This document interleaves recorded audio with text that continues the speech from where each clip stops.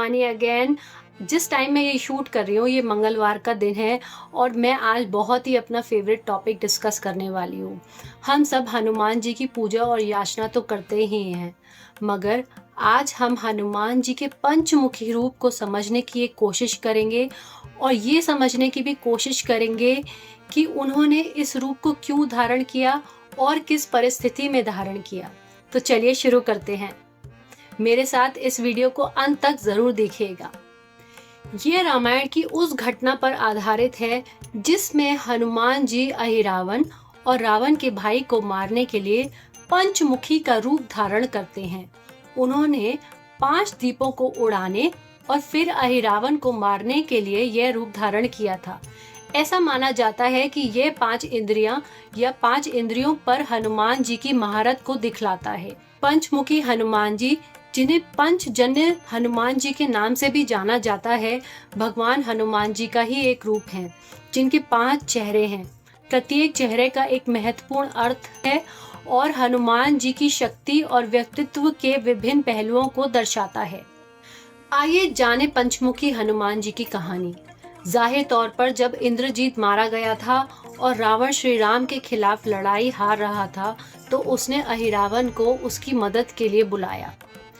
अहिरावण ने श्री राम और लक्ष्मण को जीवित पकड़ने, उन्हें अपने राज्य में ले जाने का वादा किया, जहां वह उन्हें देवी महामाया को बलि देता।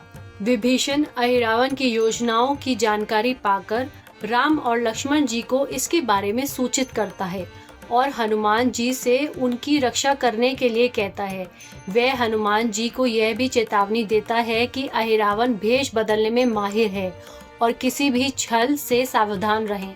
अहिरावण विभिन्न भेषों में उस स्थान में प्रवेश करने की कोशिश करता है जहां श्री राम और लक्ष्मण सो रहे थे, लेकिन हनुमान जी उसे विफल करने में कामयाब हो जाते हैं। अंत में वे खुद विभीषण का भेष धारण करके और हनुमान जी को भ्रमित करके वे उस स्थान में प्रवेश करता है और राम और लक्ष्मण को पाताल लोक ले जाने में कामयाब हो जाता है। जब हनुमान जी को पता चलता है कि उन्हें अहिरावण ने धोखा दिया है और वे विभीषण से प्रतिज्ञा करते हैं कि वे श्री राम और लक्ष्मण को ढूंढ लेंगे और अहिरावण को मार डालेंगे। हनुमान जी पाताल लोक में उतरते हैं, जहां उन्हें अहिरावण का विशाल महल मिलता है जो चारों ओर से सुरक्षा में है। उन्हें सबसे पहले मकर ध्वज के साथ संघर्ष करना पड़ता है और एक तरह से मकर ध्वज हनुमान जी का ही बेटा भी होता है।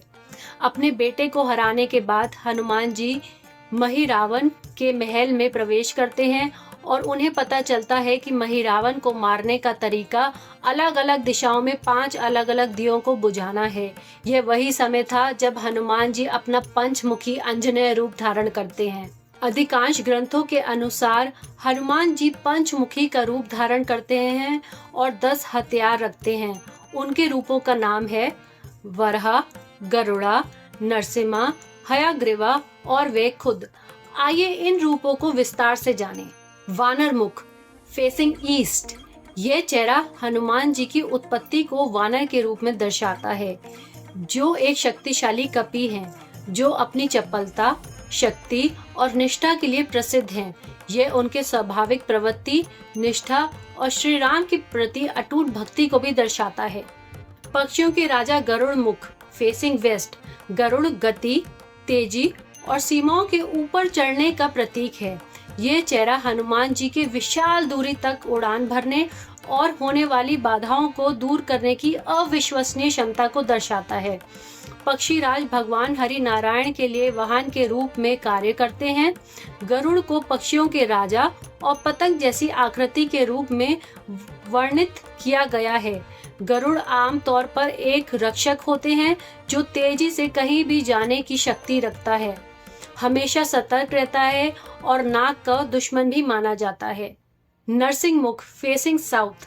नरसिंह श्री विष्णु जी का आधा आदमी आधा शेर अवतार है, जो कि क्रूरता, साहस और धर्मी क्रोध का प्रतीक है। यह चेहरा हनुमान जी की दुष्ट शक्तियों के खिलाफ अपना क्रोध दिखाने की इच्छा को दर्शाता है। नरसिंह विष्णु जी का एक उग्र अवतार है, जो बुराई को नष्ट करने और पृथ्वी पर धर्मी कर्मी उत्पीड़न और आपदा को समाप्त करने के लिए आधे शेर और आधे मनुष्य के रूप में अवतार लेते हैं, जिससे धर्म बहाल होता है। ये मुख मुख्य रूप से हिरण्यकश्यपु की हत्या से जुड़ा हुआ है। वरा मुख फेसिंग नॉर्थ। वरा भगवान विष्णु जी के अवतार, दृढ़ता, दृढ़ संकल्प और टूटने और पुनः निर्माण करने की क्षमता का प्रतीक है। यह चेहरा हनुमान जी की अटूट दृढ़ता, अपने कार्य को पूरा करने में उनका अटूट संकल्प और उनके रास्ते में आने वाली बाधाओं को नष्ट करने की उनकी क्षमता को दर्शाता है। जब राक्षस हिरण्यकश्यप ने पृथ्वी को चुरा लिया और उसे जल में छिपा दिया, तो श्री विष्णु जी ने उसे बचाने के लिए वरा के रूप में प्रकट हुए। वरा ने राक्षस को मार डाला और पृथ्वी को समुद्र से पुनः प्राप्त किया। उसे अपने दांतों पर उठाया और भूदेवी को ब्रह्मांड में अपने स्थान पर बहाल किया। उनकी पत्नी भूदेवी पृथ्वी को अक्सर एक युवा महिला के रूप में चित्रित किया जाता है, जिसे वराह जी ने उठाया था। हयग्रीव मुख फेसिंग अपवर्ड्स। हयग्रीव घोड़े के सिर वाला एक पौराणिक प्राणी, ज्ञान और वाक्य पटुता यानी कि ओरेटरी का प्रतीक है। यह चेहरा हनुमान जी के बौद्धिक कौशल, शास्त्रों और भाषाओं में उनकी महारत और अच्छे के लिए अपने ज्ञान का उपयोग करने की उनकी क्षमता को दर्शाता है। हिंदू धर्म में भगवान हयग्रीव भगवान विष्णु के अवतार हैं। उन्हें ज्ञान और ज्ञान के देवता के रूप में पूजा जाता है। मानव शरीर और घोड़े के सिर के साथ, चमकीले सफेद रंग के सफेद कपड़ों के साथ और एक सफेद कमल पर बैठते हैं। कुल मिलाकर पंचमुखी हनुमान जी के 5 चेहरे उनके शारीरिक, मानसिक और आध्यात्मिक शक्तियों के मिश्रण को दिखाते हैं।